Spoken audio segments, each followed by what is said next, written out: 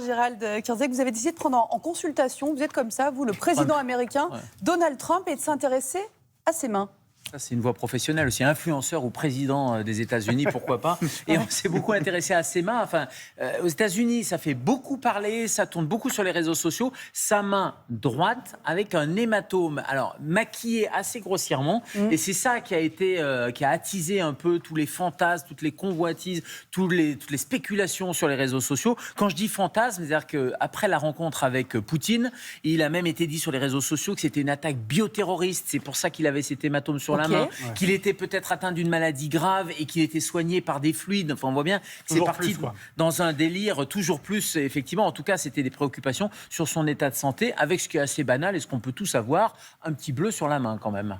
Est-ce qu'on a une idée concrète du coup de ce que ça peut être ? Et on a même l'explication, l'explication de son médecin, et son médecin qui a fait un communiqué en disant qu'il y avait un traumatisme mineur des tissus mous, une irritation mineure des tissus mous, et à force de serrer les poignées de main, tout ça combiné avec de l'aspirine, parce que Donald Trump, il a 79 ans quand même, il prend de l'aspirine comme des milliers ou des millions de personnes dans le cadre de la prévention cardiovasculaire pour éviter que les artères se bouchent. C'est anti-agrégant, c'est anticoagulant, ça évite qu'il y ait des petits caillots qui bouchent les artères. La combinaison aspirine plus les poignées de main en permanence, et c'est un peu son job de politique, ça donne un hématome sur la main. Vous y croyez ou pas? C'est plausible?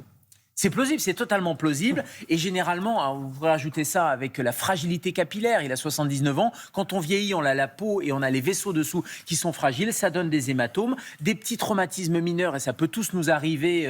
Plus on vieillit, plus ça arrive. Micro-traumatisme, le vieillissement, un petit peu d'aspirine, tout ça, ça peut effectivement donner des ecchymoses, comme l'exposition au soleil et comme certaines causes médicales ou médicamenteuses. Et quand on prend des anti-agrégants ou des anticoagulants, l'aspirine, les antivitamines K, etc., forcément, ça peut donner plus d'hématomes. À partir de quel moment il faut s'inquiéter, docteur ? On s'inquiète quand il y en a plus, quand c'est fréquent, quand il y en a de partout. Et là, quand on a des petits saignements ailleurs, par exemple les gencives, vous brossez les dents, il y a des saignements de gencives, allez voir votre médecin. Il fait une prise de sang, c'est peut-être juste un petit surdosage médicamenteux. On va juste diminuer la posologie. Voilà, pas d'alarmisme donc. Merci. Non, pas d'alarmisme.